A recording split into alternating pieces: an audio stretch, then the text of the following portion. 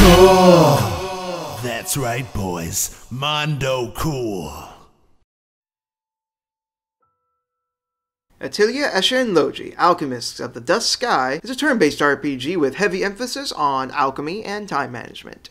Despite taking place 4 years after the events of Atelier Escha, no prior experience is necessary to enjoy this title, as I myself haven't played that game. This game was developed by Gust and published by Tecmo Koei.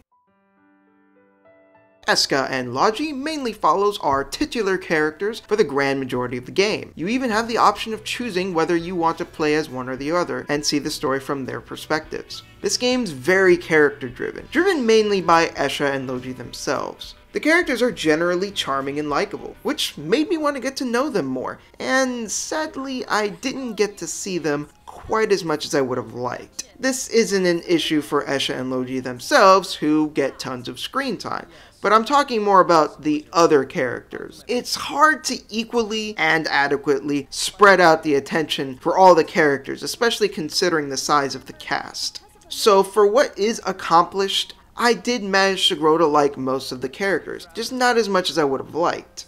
Escha and Logy themselves, however, are great leads with great interactions. Escha is light-hearted and carefree as opposed to Logy, who's more logical and down-to-earth. They balance each other out very well and develop a nice chemistry. I also found myself relating to Logy's character in a lot more ways than I expected, as he and I are similar in a lot of ways. The main story definitely takes a back seat in this game, as the majority of the game is filler, more so focusing on the characters. The story is mainly about ruins that are suspended in midair. The people of the town have been wanting to explore these ruins for many generations, but haven't due to the strong turbulence surrounding the ruins. Logy was transferred to this village from Central City, and his experience with creating airships gives the town some hope that now possibly they can create an airship strong enough to withstand the turbulence and reach the ruins. Not an entirely exciting plot, but again, this game is very character driven, so I feel the light plot is fitting, but it's something to keep in mind if you're someone who prefers something more plot driven. The plot doesn't really kick in towards the very end of the game. While I did enjoy seeing how everything turned out towards the end, that doesn't take away from the fact that the majority of the game is not very story driven, and that's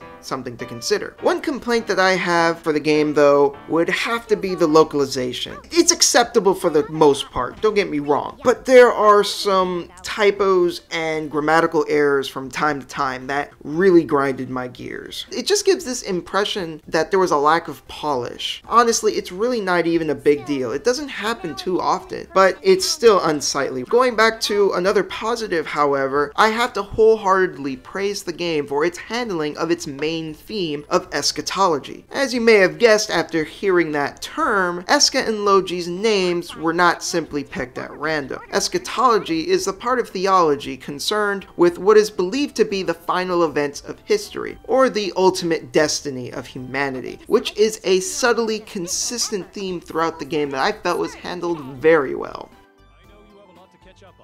The character models in Escha and Logy look great. They're very colorful and they do well in how they visually characterize the cast. Just by looking at some of these characters, you can actually get a very good sense of what they're like. I also have to compliment the general art style of the game, which is very inviting. I also just loved the autumn color palette of the game to establish a certain tone and feel, particularly in the town. Despite my praise, unfortunately, there are some snags. The frame rate is pretty inconsistent. It's fine for the most part, but there are times where it chugs. And unfortunately, the game also kinda sorta looks like a PS2 game in some respects. If you look past these technical issues, I believe the art style really saves this game visually, and can be very pleasant to look at despite these technicalities.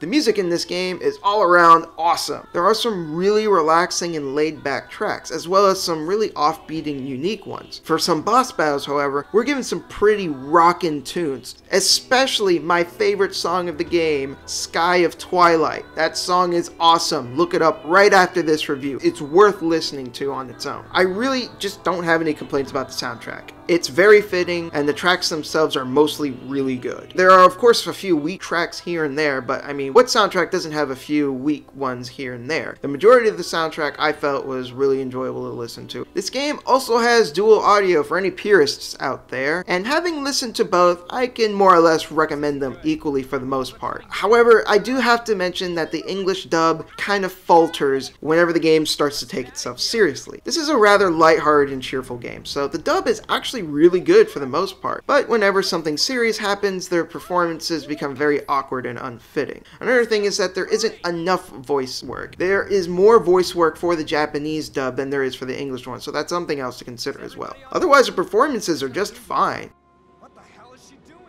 As mentioned before, this game has alchemy, time management, and turn-based RPG combat. It may seem like a lot to digest, but this game actually does a very good job of starting things off fairly simple and gradually becoming more complex as the game goes along. Unfortunately, this is to the game's detriment when we're talking about the combat. For the first couple of hours of the game, the combat is pretty dull. However, later on in the game, many new mechanics are introduced, and they add so many more nuances to the combat and make it genuinely fun and even fairly tense during certain boss fights. It's just a shame that it takes so long for the combat to get as good as it does, because once it gets going, it's actually really fun. You'll be carefully assessing what meters you want to raise in order to pull off certain over-the-top devastating ultimate attacks on tough as nails bosses that have been giving you a really hard time.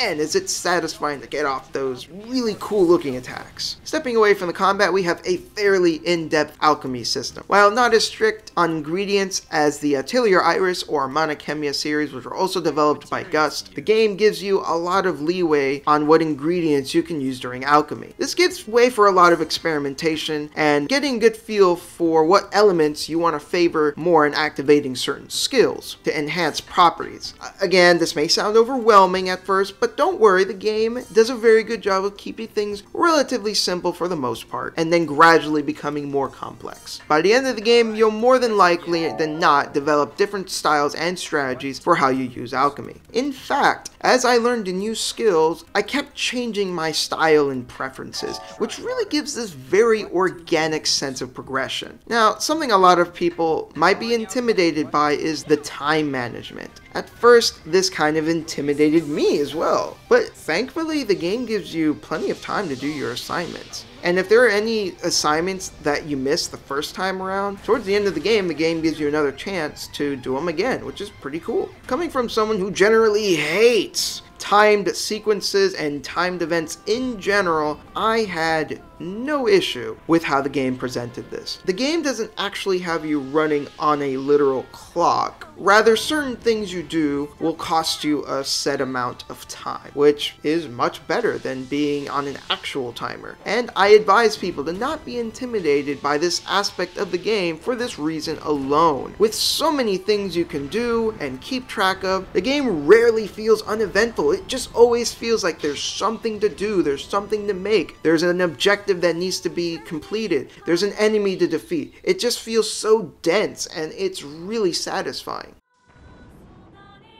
Escha and Logy, Alchemists of the Dusk Sky is a wonderful game. Newcomers to the series that might have been intimidated by previous entries can rest assured this is a very accessible entry into the series, as even I, who has been intimidated by the time-sensitive nature of the previous games, Escha and Logy does a great job of easing you into things and gradually opening itself up. While my biggest issue with that has more to do with the combat, because it just takes so long for the combat to get any good, it still becomes an all-around fun game to play with charming characters, visuals, and music. It has a few missteps, mostly in technical stuff, and those looking for something more plot-driven are not going to get that with this game. However, I thoroughly enjoyed this title, and I'm sure others can too if they give the game a chance. This has been Shinta, everyone. Take care.